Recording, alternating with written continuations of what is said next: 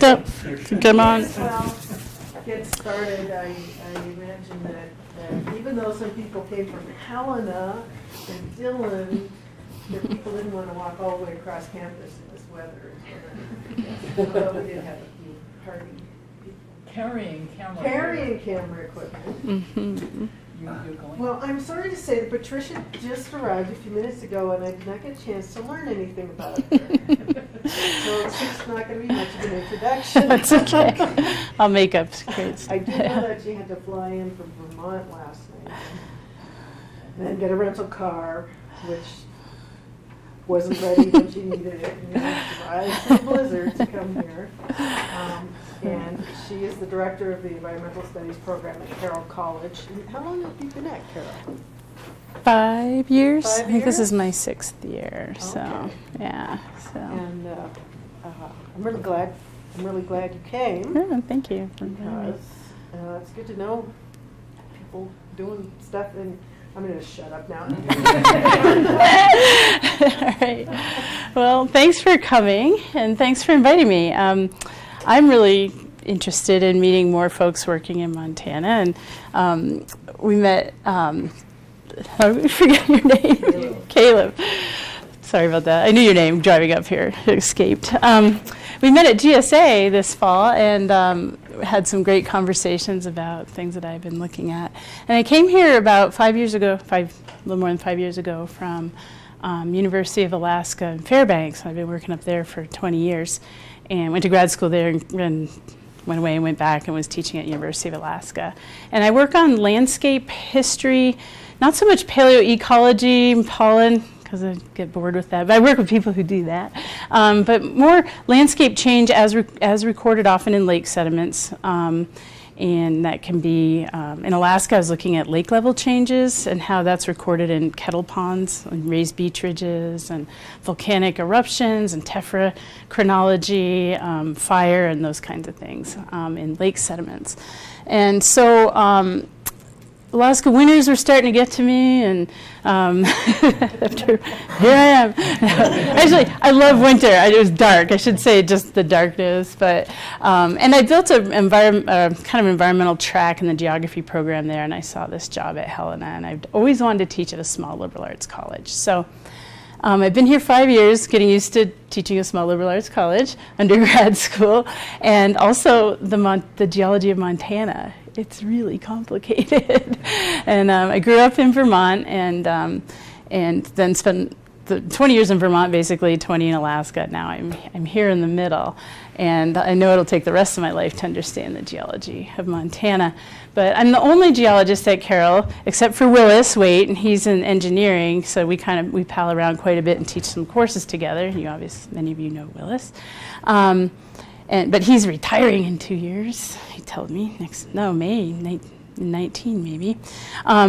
So I then will be the only geologist at Carroll. So I get a little geologically lonely, so it was great to visit with Caleb, and I'd be really interested in maybe collaborating on more projects if you're interested in projects you have. And I'll talk a little bit more about how we integrate the research into our curriculum, right? We're not a big research school. I don't have big labs. I'm working with Kathy Whitlock and Dave McWethy at MSU, and so I do need, and want to work with other people because it really helps us on projects. So I'll kind of talk about that a little bit more at the end. So I came here and started looking around and looking for lakes to core, and most of the lakes that I cored in Alaska are really organic. Peat is everywhere. There's no organics in Montana. It's crispy and dry, and these lakes dry up. And I am working on a project up in the Big Belts with Lori Travis, an archaeologist, and we're looking at climate records in archaeological sites and in some higher lake basins. And those are what we like. We like to core small kettle lakes, low inflow, no outflow, just sitting there on the landscape, taking everything from a small watershed and the air. That's what we like to get our paleoenvironmental records out of. So there wasn't a lot of that around Helena, and I want projects to work with students that are easy. The lakes in Alaska, it's $3,000 just to get to them. You need a plane and a boat that goes in a plane, and all this stuff. And so there's Lake Helena, and it's a man-made lake. It hasn't been there that long, but I thought, what the heck? So we've kind of started this project, and it's integrated both with student research projects and in classrooms. So I'm going to kind of just describe sort of the evolution of that project. When I spoke to Caleb and you invited me back in the fall, I was like, sure, I'll go in April. I'll have lots of data because the students are all presenting on their projects next week. But it turns out I've actually taken very unexpected leave, and I'm back in Vermont helping my parents out with some health issues, and so I haven't been here. And so I've been teaching a couple of classes online and trying to guide students with Skype and phones in the lab, but I got some data at noon today, so I flew in last night. So, but Colleen, I told Colleen this, and she assured me these are informal and interactive, so I'm counting on that. Because this is kind of but not only was driving down here last minute, but putting this talk together was a little bit too. But I think we have a really neat project, and I'd like to share some of that with you. Here's a big Google Earth picture with no scale or anything on it, but I just wanted a vision of the whole Helena Valley. Most of you have been in the Helena Valley, right, everybody? So it's a block fault kind of bounded valley. You guys know probably better than I do, 3,000 to 6,000 feet of sediment filling up the valley, a lot of fans coming off of Cretaceous all the way up to tertiary sediment. So it's a lot of fans coming in from 7 Mile Creek. Here's the Missouri River and Canyon Ferry Lake, and there's Lake Helena. So Lake Helena was not a lake until I think the 1920 or 1911, they built a dam, and it's basically backwash, backed up water from the Missouri. And then the dam failed, and they built a new dam. So it has a checkered and interesting history of mostly just the 20th century, the last 100 years. And I'm used to coring lakes that go back to 14,000 years, but I'm like, well, what the heck? We'll see what Lake Helena has for us. And here's there's the Lake Helena watershed group, and they put together a watershed plan. This is some maps from there showing the waters that are feeding Lake Helena besides the backed up Missouri River. And there's 7 Mile Creek, 10 Mile Creek, Prickly Pear Creek, Silver Creek, and as most of you know, those are all very heavily impacted by historical mining. I forgot to count how many Superfund sites are in the watershed, quite a few. And this is new to me as well, right? I'm used to coring pristine Alaskan lakes where probably no human has been before, and now I'm like, okay, let's see what we can find in some of these lakes. So I thought maybe we could see that change in the landscape from pre-settlement to when we started getting materials and then changing materials coming in. And I'll zoom in on some of those. But you can see Prickly Pear and 10 Mile come together and form a delta in Lake Helena. So, Can I ask a question? Sure. You said something about the backed up Missouri River. Does it actually flow in? Does the Missouri River actually flow into the lake? It doesn't flow in. I mean, the lake is flowing out, but it's raised the water table, so it's lifted it up. And so that used to be a little, in fact, I have the 1899 map, so I'll show you what it looked like. So it's really not filling with Missouri River water, but it's kind of backing it up. So, so here's some reports just from the Helena watershed group, and a lot of the streams entering Lake Helena. So they're looking at Lake Helena, and it's got a lot of problems, as you might imagine. And they have carp in there. And I guess early on, I think in the 40s, some of you may know more about this or know the history, but carp got into the lake. So they built an electrocuting weir, and they drained the lake and killed all the carp to keep the carp out, and then the power died, and the electricity went out, and the carp got back in. But so I'm curious, I'm like, will I see the carp horizon in Lake Helena? Which I might, I don't know. So here's the streams that are sediment impacted, so have mining activities and sediment problems coming in. And this is sediment load coming in, and a lot of it's from mines, harvest, agriculture. But the other impact, obviously, is going to be metals impact, and so a lot of those same streams, these are all streams that have abandoned mines or some places active mines on them where we have metals impacting the stream. Arsenic, cadmium, copper, lead are in all of these, a lot of these streams, and zinc. So this material is going to be ending up in Lake Helena as well. One of my thoughts was, if this stuff is already in the watershed, how much metals might be coming in pre-mining, can we detect that sort of thing? And I am not a geochemist or a metals or mining person, so this would be an opportunity if anybody wants to work on this stuff. I would look at the sediments and more the physical landscape parameters. And I know arsenic is really mobile and complicated, but are there other chemical signatures from the metals that might show us changes from these streams through time and maybe from one stream to another? Here's a Google Earth view, kind of oblique view, and here's Prickly Pear and 10 Mile Creek coming together right here. Prickly Pear larger, 10 Mile, and here's this delta. I started getting really interested in this when I got here in 2012, and 2011 was a huge flood year, and so there was, when I looked at the Google Earth images, there was an enormous pulse of sediment on that delta. Oh, I'll have to show you that in a minute. They're still in the watershed. Here's the Prickly Pear Creek coming by the Asarco mine and the slag pile, right? So what are these signatures? Could we see maybe signatures that are unique to the Prickly Pear Creek, to 10 Mile? I mean, these are all questions that I developed looking at Lake Helena and things we're starting to try to do at least some reconnaissance work on. The Helena Valley has experienced some major floods. This one, there's a major one in 1988. There's a 2011 flood, 81. I'm sorry, I said 88. I think there's one in 75, 58. Right? So I've been looking at the flood history. And one question is, what are these? We have the regular load, and the EPA and USGS have been looking at metals coming into the stream in the water, and I think somewhat in the sediments in the stream, but what is in the channels and what becomes remobilized in these flood years and starts pulsing perhaps new sediment and new contaminants into Lake Helena that were kind of considered out of the system in the stream banks and on the floodplains.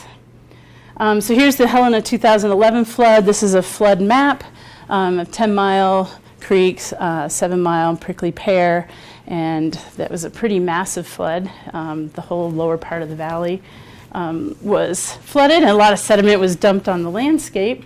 And fire, this was actually in 2012, but when we have fire as part of the system and in the watershed, increased fires may also increase flood pulses, and maybe sediment records will bring in charcoal from larger fires in the watershed as well. So that's kind of another question, and that's something I'm more familiar with, less with mining and metals. Charcoal, I can a little more familiar with looking at fire history and looking at the charcoal record. So some of those maps that I showed you before and some other information is coming from this plan, the Lake Helena restoration plan that came out in 2015. And this is looking at how they might mitigate some of the problems in Lake Helena, both contamination and sediment and some of the major impacts in the whole watershed. So they have this kind of large plan that they've put together. And just, I'm not really going to go into it too much, but they're looking at solutions to the floods, like getting the flood water out quickly so it isn't backing up and obviously impacting the people who live in the valley. And they have a bunch of plans for culverts and increasing the flood, moving the water through the valley. And there's a lot of CDM Hill, I think, or I can't remember the name of the company. Is it CDM? CDM Hill? Hill, okay, yeah. And those guys, is it them? They have some recommendations out there, but my point from this slide, sorry, I can't remember where I just grabbed it, is in the millions of dollars for some of this remediation. And I thought it'd be interesting to think about maybe we could get at what are some of the actual impacts in Lake Helena from the lake sediment records themselves. Here's that other image, that oblique view. And here's my Google Earth slider back to 2011, and this is all fresh sediment that got put on that delta. And one of my students right now, and her map wasn't quite done yet, but she's doing a GIS map of the area where new sediments came in, and we're trying to figure out how much. So she's trying to estimate just the volume of sediment that ended up in the delta, and then how can we get some kind of guess of, you know, how much sediment the finer fraction ended up out into the lake. So, and that's where, you know, my idea of, I've been thinking about doing multiple cores around the lake. If we can identify individual flood pulses, then we can actually maybe even get at volume of sediment coming into the lake from the delta end down to the far end. So one student project is doing this mapping. I got a really nice sonar side-looking unit for my canoe. And we went out this fall and the lake froze. It was one of those years. It was November, I think, and it was Thanksgiving. Was super warm. We went out with a canoe and all of our stuff in the lake. We were throwing rocks, trying to break the ice, and couldn't go. But so here's just a picture. This is just, you know, time lapse, and this is Allison Bayer is my student working on this.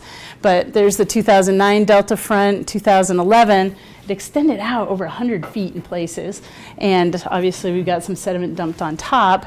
And here by 17, it's kind of grown up, and we have a new delta forming out here. So we've started by just plopping some cores in, just exploratory, and this again has been through some courses, geomorphology class, my field methods class, like let's go core the lake and learn how to core and get some ideas. So some of these are, you know, exploratory within a class, and then some of them are being taken over by student researchers. We've done a couple cores right here off the wildlife refuge spot. This is the delta core I'll be talking about. And we did a deeper core over here. It was about 2 meters deep last winter, and got another one this winter. So these two, the delta and causeway, were 2018. So that's the data my students gave me like 4 hours ago at noon. I thought let's take a core proximal and distal and just see what we're starting to see. And I will share some of that with you. Oh, here's the flood histories. So there's the 2011 flood. Okay. I was just gonna, could you back up one more? Yeah. I'm just gonna ask why you went back in 2018 and took the court almost the same place. Any reason to do that? Because when you're working with undergraduates and you don't have a lab, your cores don't get preserved very well. So, yeah, part of it, and I'll show you in a second another reason why. But yeah, we kind of beat up the core. It was part of a class core, and that's the thing in Alaska. It's like this core costs $5,000 to get, and I can't go back and get it. And you know, we take better care of it. But when it's a class core, and I even had intro students working on it, so it was kind of beat up. So. You can just zoom out to Lake Helena. It's 5 minutes from campus and drop another core. So that's one of the beauties of this project. So, but good question. And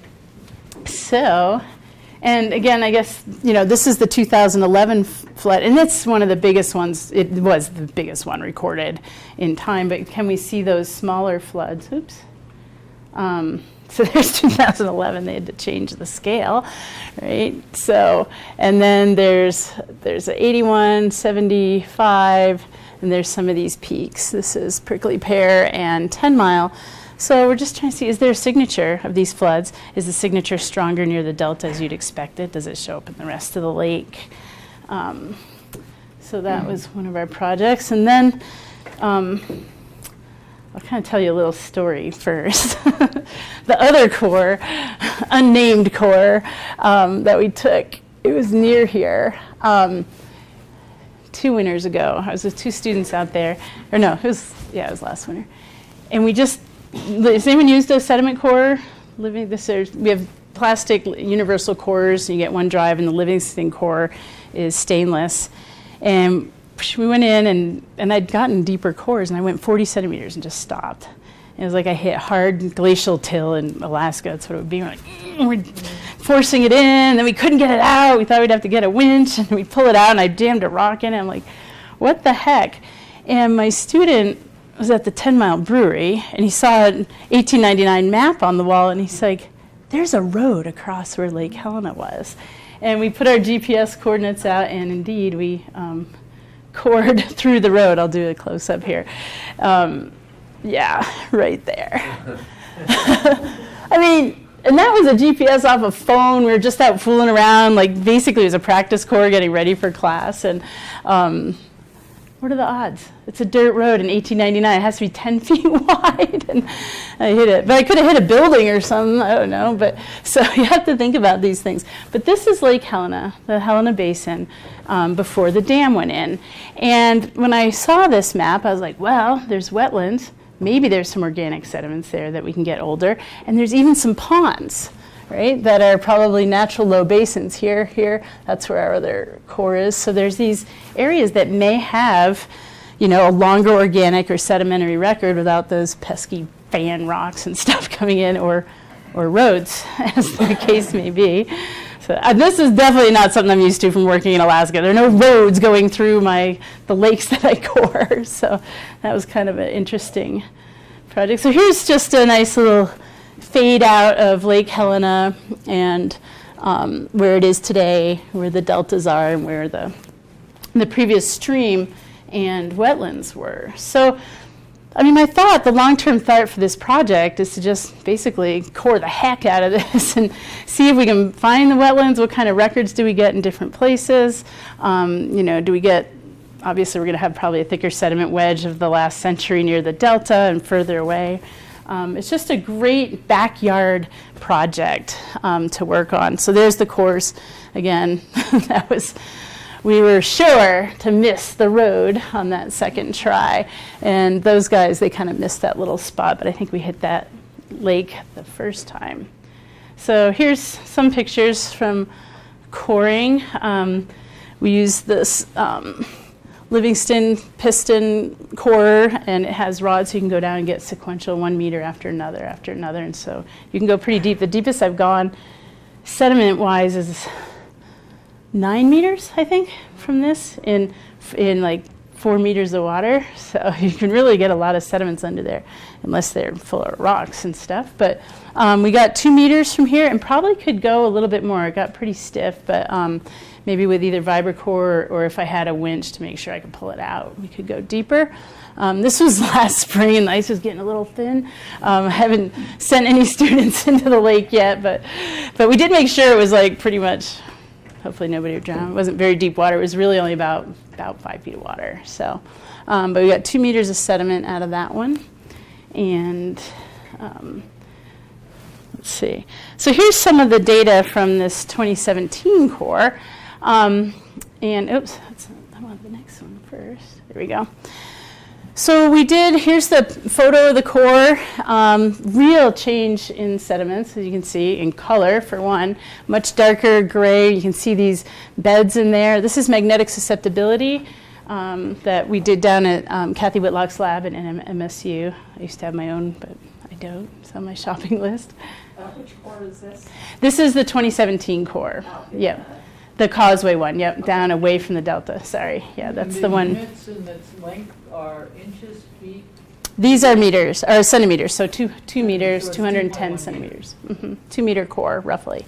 And so there's magnetic susceptibility. We did carbon, organic carbon, and total carbon, which gets rid of the carbonate, so there's kind of a curve in there. I thought the top would be more organic, and it's darker, but it's less. So it's probably all the stuff coming in from the watershed. So is your early thought that those arsenic spikes are floods? We didn't know. We thought, let's just see. And this is where we're working. We chose those spots for arsenic because the chemistry students were working on their new instrument, and they had standards for arsenic.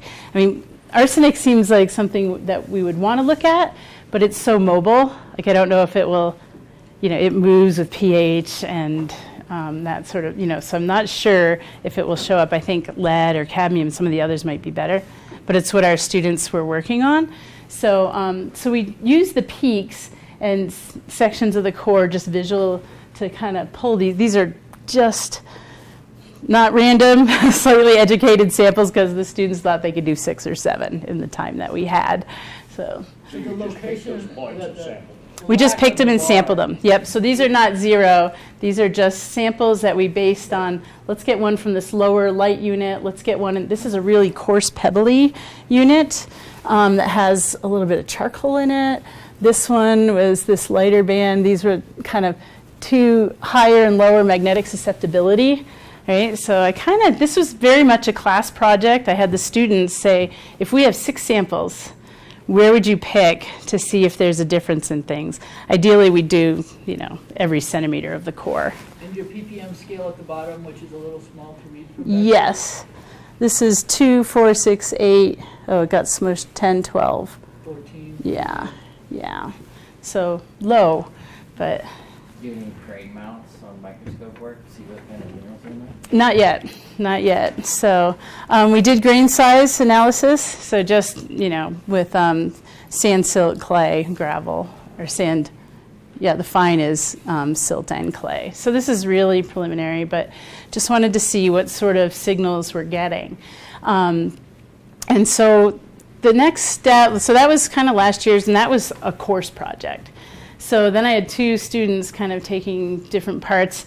Allison is working on the delta, trying to map with GPS or GIS some of the sediment plug, looking for, what does that look like up near the delta? And then my other student, Lane Ryerson, is looking further down the lake. We did another core here, and he's going to do the same analyses, and he's going to look at charcoal to see if we have a charcoal signal. Because I have he's a firefighter, and so he's really interested in the charcoal thing. So this is doing research at an undergraduate school. You kind of let their interest take it where we want to go.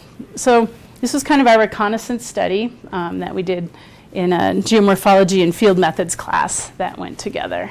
So, Do you know your time span? good question. Weren't sure, and I'll show you this in 1 second.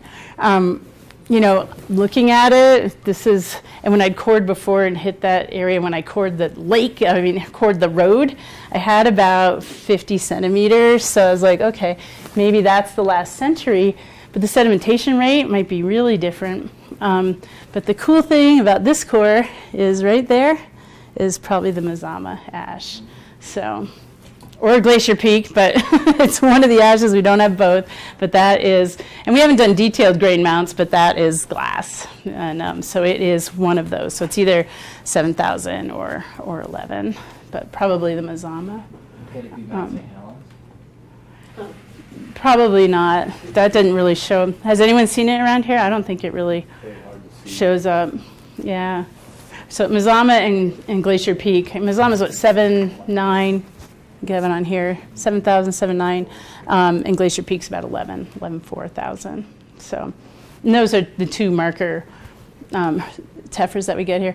So here's kind of our preliminary, sedimentary environment interpretation of this.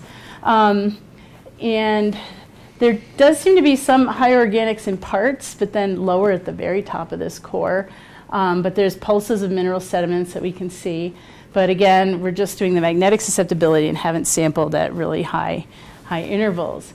And that was kind of the plan for my students this spring, but they're graduating in May, and I've been in Vermont, so it might be the next project.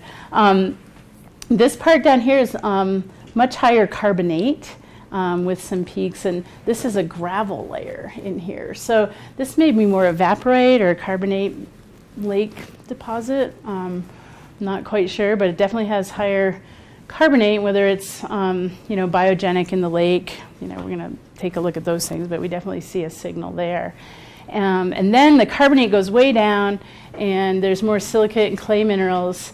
And I'm wondering if this is maybe Glacial Lake Great Falls sediments backed up, which if it is, then that might be the Glacier Peak ash. At 11, it might not be Mazama. So, this is very, very preliminary, but the idea was to start looking at it and make it look intriguing and try to get money to continue the project. So, so that was kind of our results from last year and through this year of doing analyses. So, What's the composition of the pebbles? limestone, like just the stuff, there's a little bit of belt and some limestone stuff in there. So, so it seems to be coming in, from the valley.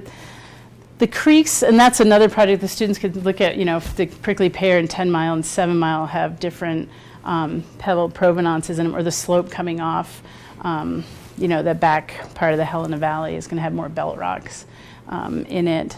But, so we didn't look real closely at provenance yet, those pebbles. So there's charcoal in it, too. So we had a lot of pebbles and big chunks of charcoal. So those are off being radiocarbon dated, but we don't have a date back yet. So we have, probably, if we have the present, probably the last century of sedimentation, then, this unknown rate of sedimentation, and then either a 7. So we know we at least get in through the Holocene, into the early Holocene. And this next batch of cores, we've done the magnetic susceptibility. Oh, I have a weird question. I'm going to do this is a little aside, but are there any geochemists in here? So this is just crazy. This is what happens.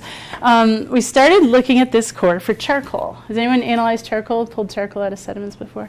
We're looking for the 125 micron size. So we just sieve out that size sediment and put it in a little tiny beaker with half and half sodium hexametaphosphate and bleach.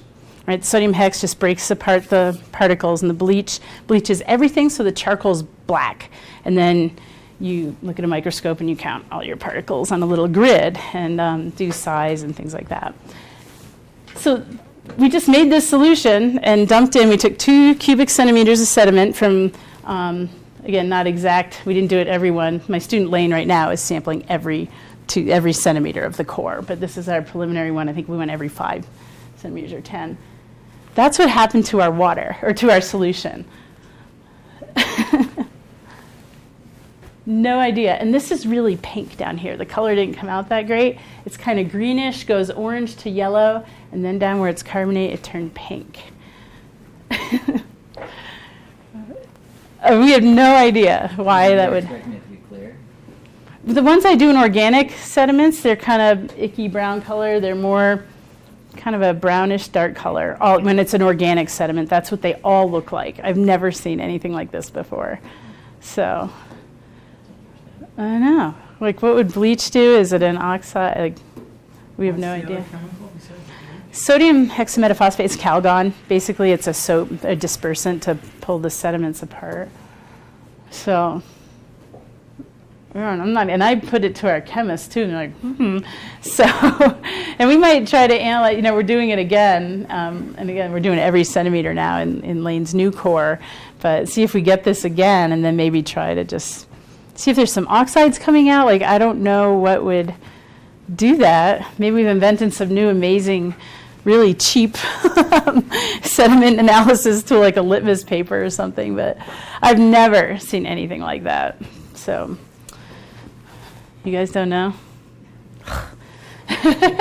Probably want to be like, Eureka, I know what this is. Yeah?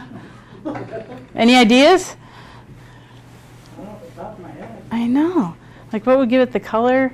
I mean, iron oxide and things like different oxides will be different colored, but I mean, I don't know what would do it. And it was just this beautiful rainbow transition. It was really strange. We'll see if it does it with Lane's really detailed, every centimeter analysis. Green could be iron. Yeah, which actually we have some other chemical analyses, and iron is high. Iron and lead are high in those upper sediments. So we just have numbers right now, but our undergrad research festival is Friday, so by Friday we'll have graphs. If I was here next week, I would have had so much more data. So yeah, that was, I don't know if you have any thoughts on that, or even how we can try to get to the answer. Like, do we just analyze the solution and see what's coming out of that? Well, it'd be good to get an elemental abundance of your core, handheld Heiser. We are gonna. Do you guys have one of those? We do. Oh, I thought so. So does MSU. Well, I'll be down. So I want one too. It's on my lab list, but I don't have one now. So yeah, it's really easy. Yeah. You could do the whole core in 1 centimeter increments in and out. That would be great. And that's how we did the MS. We drive down to MSU and do the magnetic susceptibility meter. And I mean, ideally, that's what I was thinking about. And we talked about this at GSA, and I'll bring students down here, but instead I've been in Vermont since February. So, yeah. So can we do that this week? How about tomorrow or Monday? So, really? Can we maybe? Yeah. I would be down here with students. If you thought we could run through that really quickly with the old core and the new core, that would be really great. It's literally deep. Yeah. And you could just do every centimeter probably. That would be fantastic. As many as you want. Yeah. It literally takes a minute and a half to run a full scan and you know. That's great. I'd kind of hoped they have one at MSU as well, but the week I drove to Vermont and stopped at MSU and did some MS with the students and then took off, and it was kind of too much to leave them on their own to do that, but if we could come down this week, it would be wonderful. It would be really great. But the increased carbonate in the lower core below where you've got sediment after the lake was formed, you know, Mhm. because those are sort of upland areas. I mean, it's a little bit swampy, but it's still Mhm. sort of upland. Mm-hmm. That doesn't surprise me because you should get an accumulation of carbonate in the soils Mhm. just from evaporation because it's such a dry climate. Right. You know, there are some places probably in Montana that form caliche, but you know, Mhm. you don't need to form caliche to still get that same effect of Right. accumulation of Yeah, calcium and carbonate in the soils. yeah, and lakes, and are those sediments, are those Glacial Lake Great Falls sediments that are backed up and have a mineral content that's more carbonate, or is it soil derived, or is it groundwater and lake, wetland kind of derived carbonate, like a marl or something like that? So that's a really big question. What is that?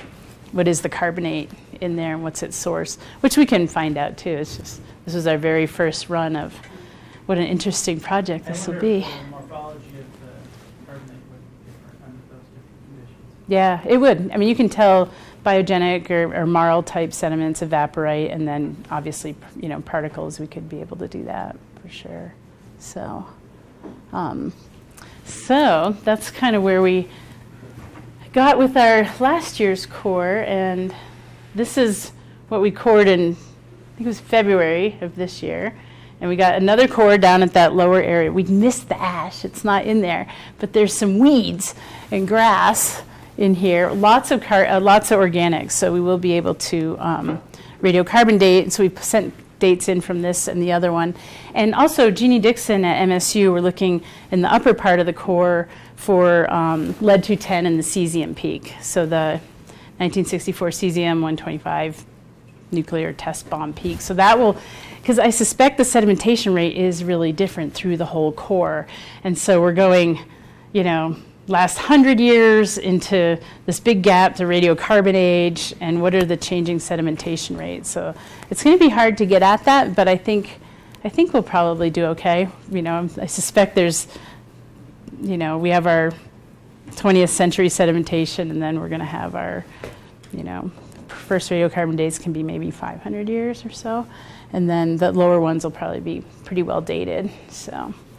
And there's organics, right by the ash. And so when we get those dates back, we'll have much better control on the age of the core. So this is the MS that we just did on my way to Vermont with my truck. But it has similar curves. We have different units, but that MS is really just magnetic susceptibility is just a unitless difference in the the amount of magnetic particles in the sediment. So we use it as a proxy. In Alaska, I use low peaks, naters of MS for volcanic glass, because there's glass and low magnetics in it, and so it can be different things. But we got our MS curves down at MSU, and we do have this big peak in the beginning. We're thinking might be either the 2011 flood there, and this one's up near the delta, and that's the causeway curve. So it's, you don't really want to do too much wiggle matching until you get your dates in, but this really informs how you might sample and where you might sample, and if sometimes you can wiggle match pretty decently, works better with volcanic ashes and organic sediments. And so this is about as far as we've gotten on our new core. The students now, they're doing grain size now. We're not going to get radiocarbon dates probably back till the end of maybe the first week or so in May. And Jeannie Dixon might have some of the stuff next week, maybe some of her cesium peak, if we can see the cesium peak or get an idea of what the lead-210 in the upper part of the core is. So, so this is cutting edge, half-baked, not half-baked. So this is a lot of work. This is what I'd planned to do all spring, but didn't get a chance to. It's kind of hard to do research over the phone. But the students were real troopers. They did a lot of stuff on their own, trying to get some of these analyses together. So that's kind of what we have right now. Very, very preliminary study, but that was kind of the point. Like, what is out in Lake Helena? Can we get into the Holocene? Yes. So we probably, if we core it enough, which we never have a shortage of students and classes and reason to core, we're getting into recreational coring now. Some people from DEQ came out, yeah, let's core. So come on down. When ice is back on, we'll have a day of coring out on Lake Helena. But coring, I mean, it's so easy and it's so close and it's cheap. We might be able to core a lot and get an idea of what's going on in that lake and core the wetland areas, core the not wetland areas, core the pond areas. And, if we can start seeing a signal from at least 1 or 2 floods, maybe tracing that sediment load across the lake and describing that. So that's what we're kind of coming around to. So I'll come back next week and give you some of the other results. When we get the dates, that'll be a better story. But I think it's very promising, and I'm looking for funding. It's hard being at a small school. I can't go after big NSF funding. State funding, maybe, I don't know.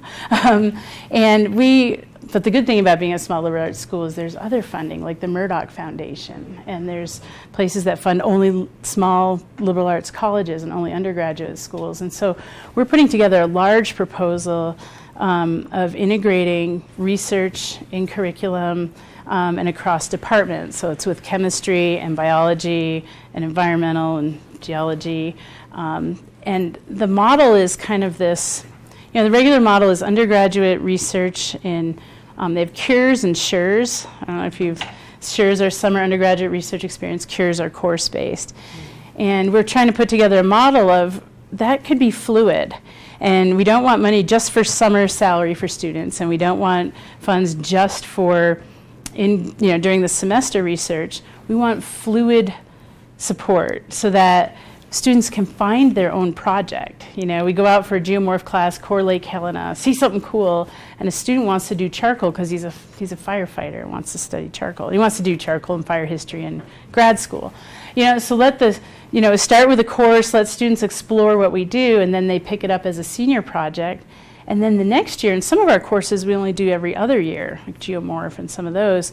You have a couple of years of students doing thesis work, then you have another question for your geomorphology class, and so it's this kind of evolving long-term thing, which is more how you do it. I can't get this whole project done in 2 years because I do it one class at a time and with, one undergrad thesis at a time.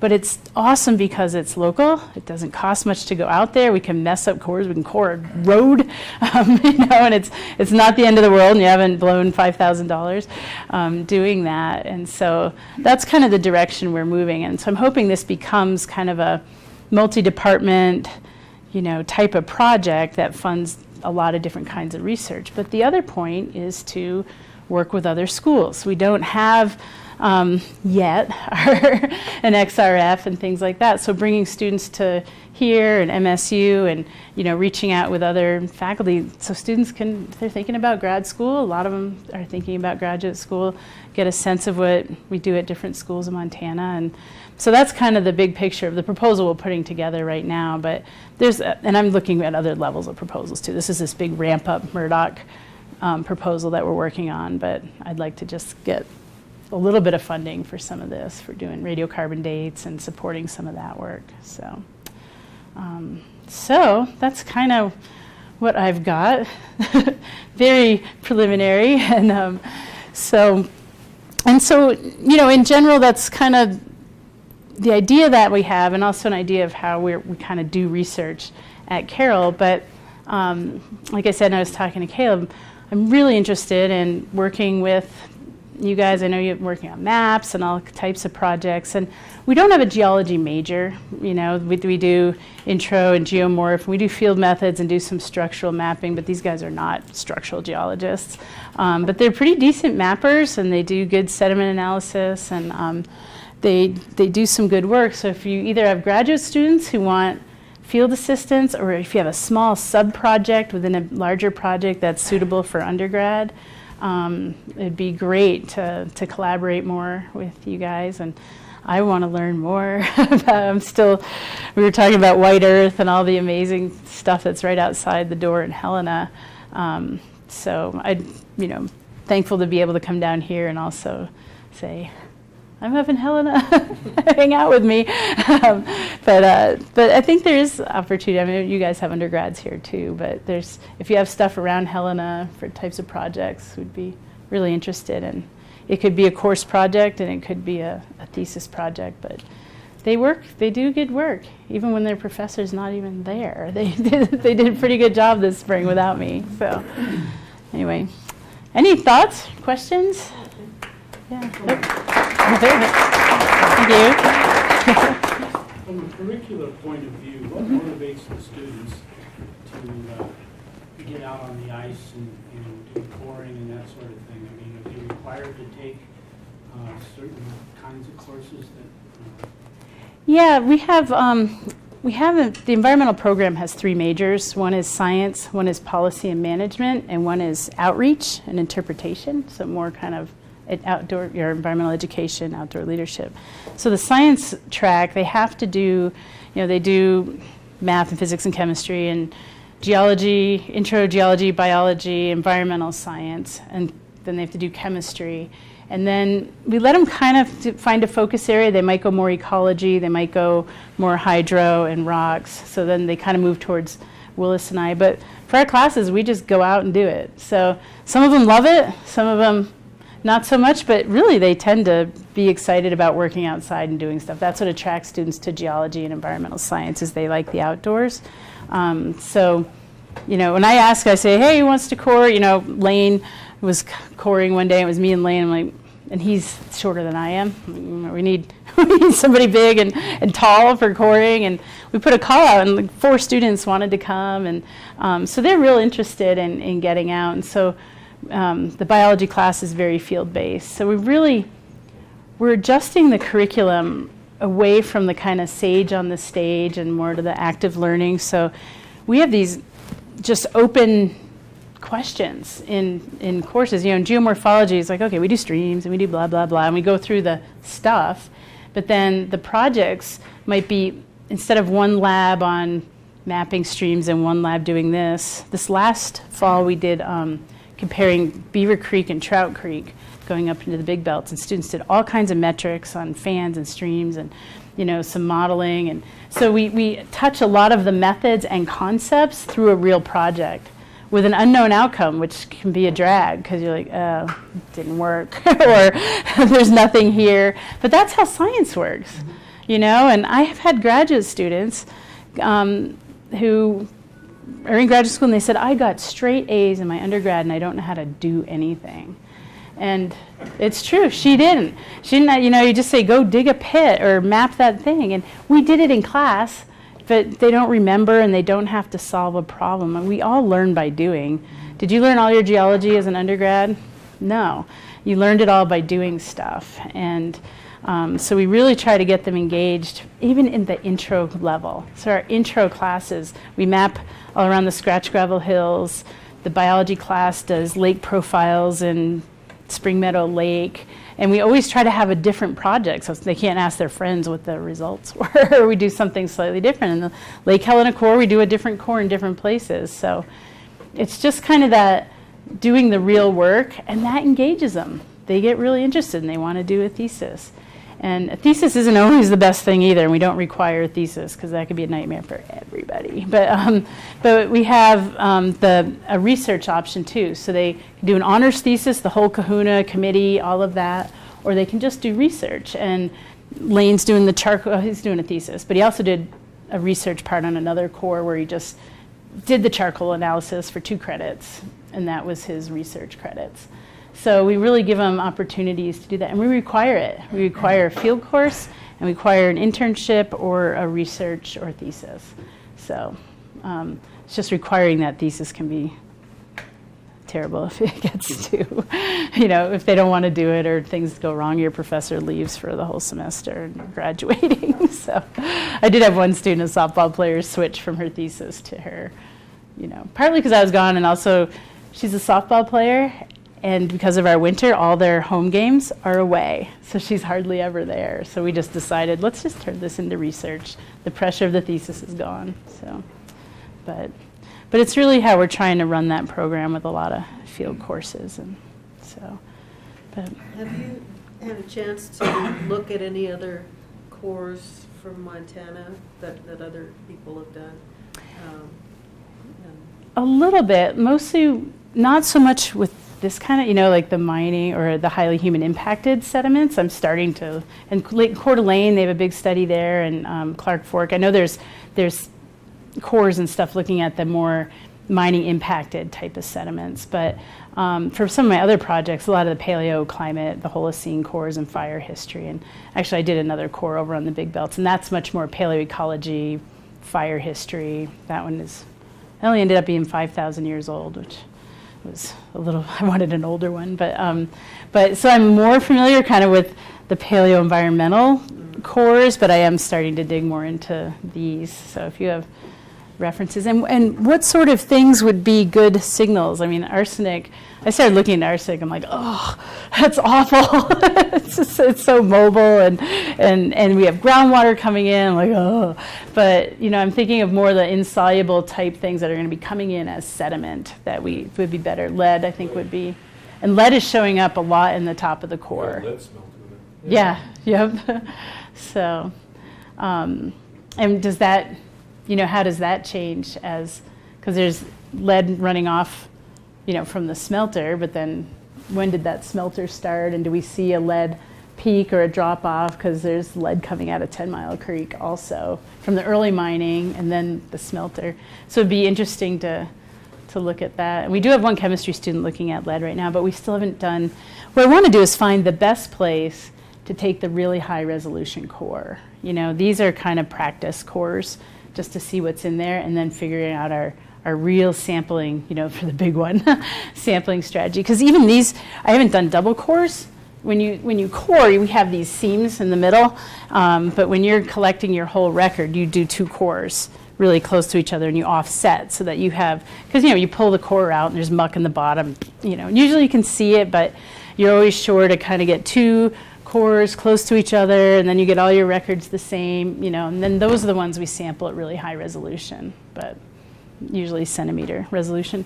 But the younger stuff, maybe we do 0.5 centimeter. I'm really curious to see where the cesium peak is. That's 1964, so we'll be able to see that. So, but. I was just going to mention that I'll bet that's Mazama ash that you're seeing there. Yeah. When I mapped in the Helena Valley, there's a alluvial fan up at the mouth of Spokane Creek. Yep. Where you can see Mazama. My only thought was that it seems to be in really fine silts, and what I thought were Glacial Lake Great Falls clays, which, I don't know if that would be Glacier Peak or not. That's the only reason I'm like, is it Mazama? Because it's in those really fine clays, and I don't know what the valley would have been 7,000 years ago, but it might have been one of those little lakes. There are Glacial Lake Great Falls sediments exposed on the just west of the causeway on the lake shore there. Yeah. And there's actually a layer there with what looks like probably a seismically disturbed. Yeah, I've seen those. It's pretty, it's really neat. Along the, like that picnic area behind the causeway there, or on the front side? This is on the west side of the causeway on the lake shore. Okay, yeah. And there's a fine sand layer, Yep. or an inch thick layer that's just contorted into these wild folds. I've been looking for that, and I haven't seen it on that part, but on the other side it's folded up too. So yeah, there might be seismic records in there as well, which would be, It looks like, yeah. it looks like a seismite to me. And especially if it's a wetland, like a wet, do you start to get liquefaction type of folds? I've found folded sediments in a core 120 feet of water in Lake Clark in Alaska. And we realized we hit sort of a slope on the side, and we think there was a little slump there. We had nothing to date, but we thought that might be a seismic event because there's some faults in the sediments in there. So like the sediments are just slumping down a little bit. So yeah, I mean, my dream with $1 million zillion is like core Lake Helena like this all over, but then we can also core the shore, because that's where the glacial lake, where some of the sediments are above and preserved, and if we have a vibrocore or something, we could also get sediments, off beyond the shoreline of Lake Helena right now too. So. Something to be aware of, if you're not, is Montana Water Center and the ski grants that they offer for faculty. The match for this kind of owners is a 2-to-1 match, because they give up to $15,000, and then also they do student fellowships. Oh, great! Well, for like $1,000 to $2,000. Okay. Oh, that would be for this kind of stuff. Yeah, this is the Montana Water. Montana Water Center. Okay. Yeah. So great. Yeah. Yeah. Thank you very much. So. Another idea that Mike just reminded me is the Tobacco Root Geological Society. Yeah. We have scholarships. Oh, really? Okay, great. Yeah, that's fantastic. So we've been looking around. I've had a little bit of money, and so far I've been able to feed the number of students that had an interest, but the interest is getting higher because it's so exciting. But I am having, more students, and I did not take students on this summer because I'm pretty sure I'm going to be in Vermont through fall, so I didn't take, I kind of was like, keep this. This is hard. This spring has been hard enough, and so I didn't really want to commit to students this summer. But next summer, I definitely want to get rolling on this. The Tech does have some really good field classes Mm-hmm. in the summer. Yeah. I mean, I'm not the expert on it, and I'm sure I'll know something about them. Other people in here may know something about that. Unfortunately, there's nobody here from the engineering or the physics department. Well, I've even thought about here or at MSU, if our students who are really interested in geology, I can't offer them, and I'm dirt. But if they were really interested in maybe coming here for a semester or MSU for a semester, find a semester that has a suite of great classes that could really strengthen because the environmental science track is general, but then their focus area, they have 15 to 21 credits in that area. So it could be ecology or plants or wildlife or hydrology. And, Willis offers more hydro and, geohydrology and groundwater and things like that. But, and I'd end up doing more soils type course and, geomorph type things. But if there was, if we identified a semester to do, a student could come here for a semester abroad at Butte. So. So, any other thoughts? Or I'd love any ideas you have on this, and your handheld XRF machine would be great too. So, yeah. Okay, great. Thank you. Coming down tomorrow with your students. I know. Yeah, I might Monday. Monday will be hard, but Monday or Tuesday I could do probably. So, yeah. So, do that. Thank you. Okay. Thank you very much. So.